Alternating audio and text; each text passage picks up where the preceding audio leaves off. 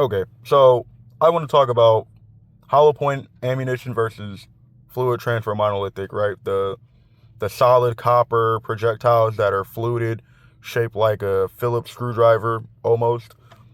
Those are used for different things, and they can be used interchangeably, right? So the one exception I know of is if you live in New Jersey, you're not allowed to have hollow point ammunition for some reason. Fuck New Jersey.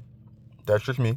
But a hollow point is meant to expand and cause great wound channels while getting great penetration, right?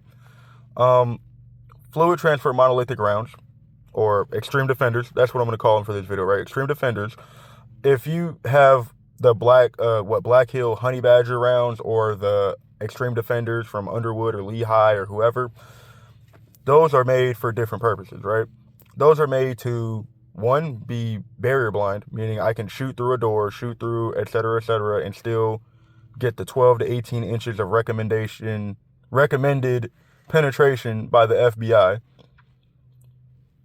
but they don't expand. They're solid copper. So the worst they can do is deform. So if they hit something hard, they might round up a little bit, like break off a little piece, but they're still going to do what they're supposed to do. Hollow points, if you hit a door with a hollow point, it may not expand. It'll clog the cavity. It can deform it. It may just in total catch the round because, it's a soft lead projectile made to open up. So they're used for different things. If you're in a car, right, and you have to, for some reason, you have to shoot through your windshield, not recommended. I recommend getting out and shooting if you have to, because there's no guarantee that that bullet is going to go where you want it to through a windshield. However, if you're going to use an extreme defender, then yeah, you're more likely to get it going where it should go. It's going to punch through the windshield automotive glass, right? Punch through most barriers and keep going. Whereas hollow points may not. They can, but they may not.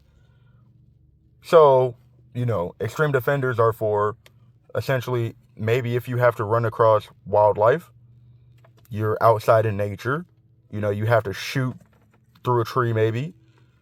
These are made to do things like that. Whereas hollow points are traditionally just used in urban environments, which you can use or extreme defenders in urban environments, right? But you do have to be aware that they are made to hit something and keep going and get 12 to 18 inches of penetration after hitting a barrier. Meaning, if you're just going to shoot a regular fucking crackhead in self-defense, obviously, or some fucking 80-pound fucking soaking wet crack, like person on dope, then you may overpenetrate and have a negligent, hit. You might hit somebody that doesn't deserve it. Whereas hollow points usually don't have that problem. Obviously, there's an exception for every rule, but the exception is not the rule.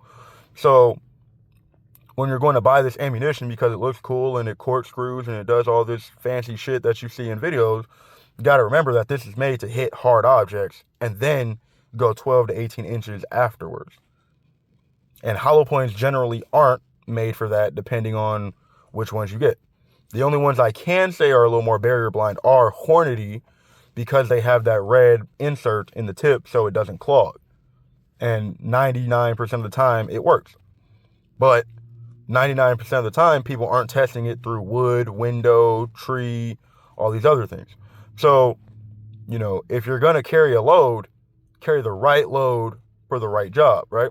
So any gun I carry, I have regular hollow point ammunition loaded in it as a standard. Then I have a backup magazine. Well, I have two backup magazines. One with hollow point ammunition, and then another one with extreme defender ammunition, right? Fluid transfer monolithic solid copper corkscrew rounds, right? Whatever. So, may you ever need the extreme defenders? Who knows? I can't say you will. I can't say you won't, though. That's kind of up to you to decide and you to do your research on before you load and carry this ammunition, because again, if you use this in a crowded area at a park, which you should not carry at a park because I'm pretty sure that's against the law, you have to be responsible for if that bullet goes in somebody out and hits somebody else, as if you shot a Full Metal Jacket.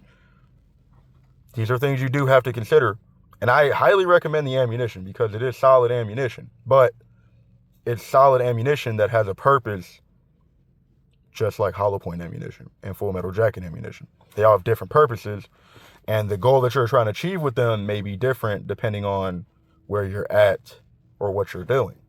So, and for the price point of them, they are kind of costly. So these aren't like fuck around rounds that you're just going to shoot at the range unless you're fucking a dickhead and you're doing it for like YouTube or something, or you just have money. They're like $30, $35, almost $40 for a box of 20. So with that being said, stay safe and yeah, stay dangerous.